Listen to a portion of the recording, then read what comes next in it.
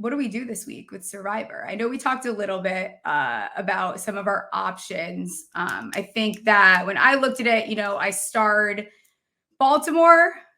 I think you mentioned Seattle. I am coming around to that, especially want to see like how Carolina plays tonight. Chiefs and Dallas. What are you thinking now that the Sunday is done?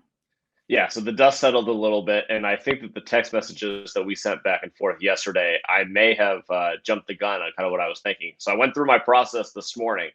Can I just read through the entire process, and then we'll try to make a good decision here? Please do. I think we'll need a graphic of it at some point so that people know the process that you've been taking to get to this point.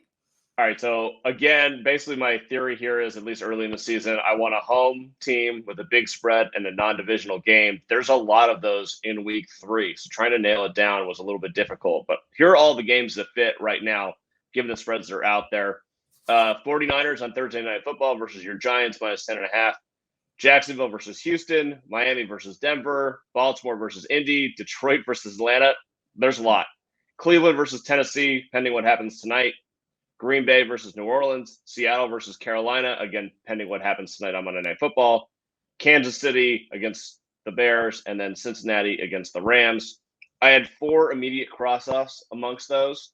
Okay. Miami -6.5 against Denver.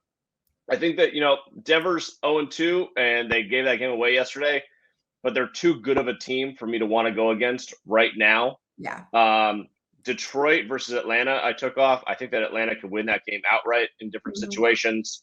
Green Bay -2 versus New Orleans. I need to see more for Monday Night Football. I actually bet on Green Bay -2 already. I think they're going to win that game. But again, we got to pen Monday Night Football. And those teams are a little bit too close to take here so early in the season. And then Cincinnati -2 versus the Rams. I actually bet this at 6.5 last night before this Burrow injury came out. I'm happy about that number. But, if Burrow's not close to 100%, I don't want anything to do with the Bengals right now. So they're out.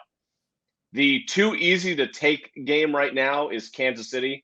I want to save that team for later in the season. And then, we're into week 3. It's like 60% of the field is left. We have to start thinking about these teams that are playing on Thanksgiving and Christmas and Black Friday, and we have to figure that in to our math here. So the teams that are left, Baltimore, Kansas City, San Francisco, and Seattle play on either Thanksgiving or Christmas. So if our theory is we want to save those teams as long as possible and not use them unless we absolutely need to, we need to break the in case of emergency. So that leaves, weirdly enough, Cleveland and Jacksonville. And I think the best play is Jacksonville. They don't play on Thanksgiving or Christmas. They're 9-point favorites. They're home. The only thing that it breaks is it breaks the divisional rule. Yeah. I also got screwed on this game last year in week 5 because I took Jacksonville versus Houston, and Houston won outright in Jacksonville. So that's the part that scares me here.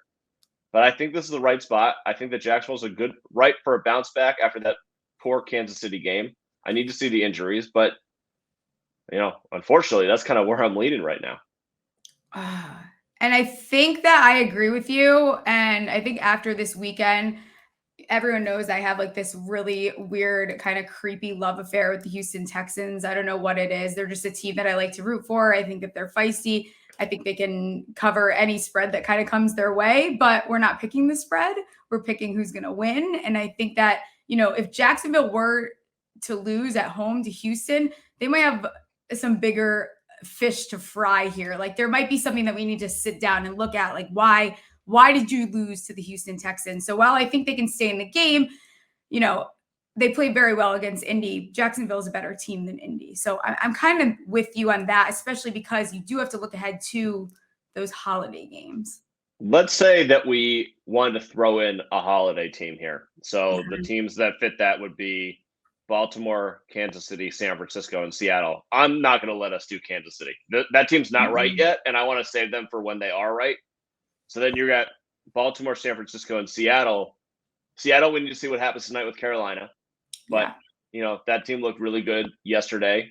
I don't know what's going to happen with their tackles, which is a little bit scary. But, it's difficult to win in Seattle, especially if you're not a divisional team and play there all the time.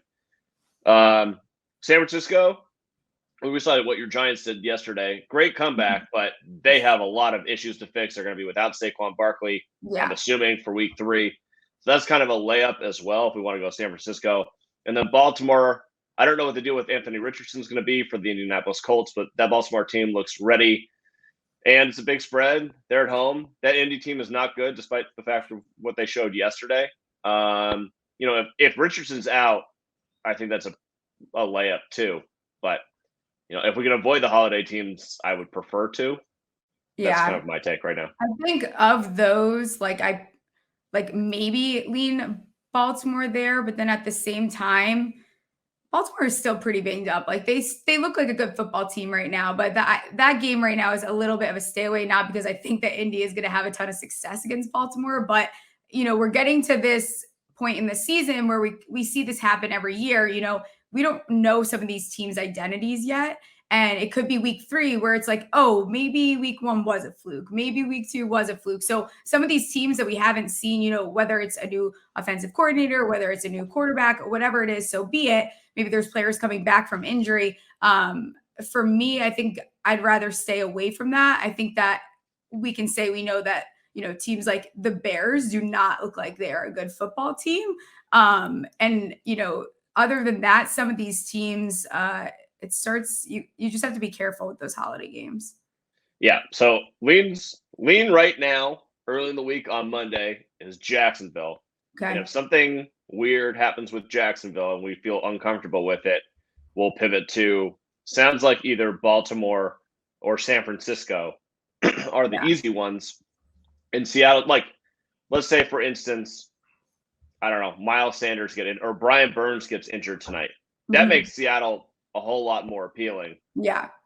Interestingly, Bryce Young going out doesn't make them more appealing because Andy Dalton's the backup, and he's probably just as competent at this point. Right. So, if Brian Burns goes down, we would have to talk about Seattle seriously. But right now, I'm with Jacksonville. Stephie Smalls is the illest. Stephie Smalls is the illest. Stephie Smalls is the illest.